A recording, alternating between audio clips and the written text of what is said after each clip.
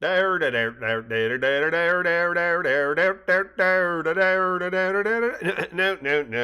that's wrong. Dixie Diamonds 136. Edmonton, 7:32 p.m.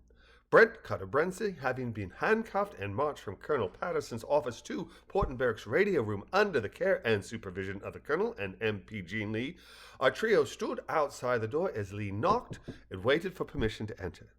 Lee's knock elicited a single word, two-syllable contralto reply of "Enter!" from within, said response prompting Lee to open the door, step inside and declare "Attention!" Said prompt causing Lieutenant Marie Ampere to stand, face the door and salute while Corporal Maria Marconi turned and did likewise from her workstation.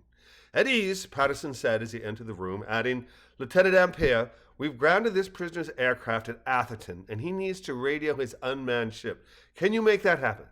"Sir," Maria Ampere replied, "we can radio the ship, but if it's unmanned, we won't get a reply." Patterson's mouth puckered as he then exhaled deeply, but his voice was cordial. "Understood, Lieutenant."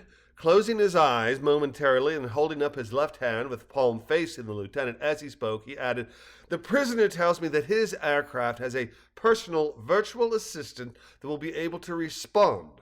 I understand that this is extremely odd, but the prisoner insists that his ship will answer and that he can then provide us with important information. The sooner we try, the sooner we can deliver him to Captain Gardner." "Yes, sir," Lieutenant Ampere replied, saluting the colonel, then turning to Corporal Marconi. "Marconi, Colonel Patterson needs you to hail a ship." "Yes, ma'am," Marie Marconi said with a salute before turning to the colonel, saluting and asking, "Sir?"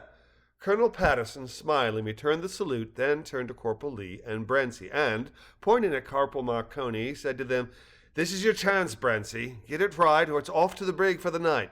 "I'll get it right," Brency answered with a sneer before turning to Corporal Lee and furrowing his brow to confirm that he was free to move. Unlocking Brency's handcuff, Lee said, "Follow her," as he nodded toward Marconi as the trio made their way to the radio man's workstation. "Thank you, Lieutenant," Patterson said softly to Marie Ampere. "I understand that this is highly unusual." "No, sir. That is to say, thank you, sir, for your patience," Ampere replied. "Obviously, I was confused by your order, but I should have awaited further instructions." "You did well," Patterson replied with a nod. "Now let's see if your faith in me is warranted," as he motioned for Ampere to lead the way. Walking to the radio man's station, Brency provided Corporal Marconi with the Brency copter's frequency and accepted the microphone she offered him. Lifting the mic to his mouth and pushing its button, he said, "Jane, I need Ambassador Hunter Hawkins. Beeper number. What is it?" Releasing his microphone's talk button, static crackled from the speaker before the voice of Jane Ross declared passionately, "Oh, thank goodness! I've been worried sick about you, my darling. Please, please, please tell me that you're all right." This radio declaration prompting Patterson and Ampere to turn their heads towards one another and exchange looks of disgusted incredulity. Incredulity, noun, the state of being unwilling or unable to believe something.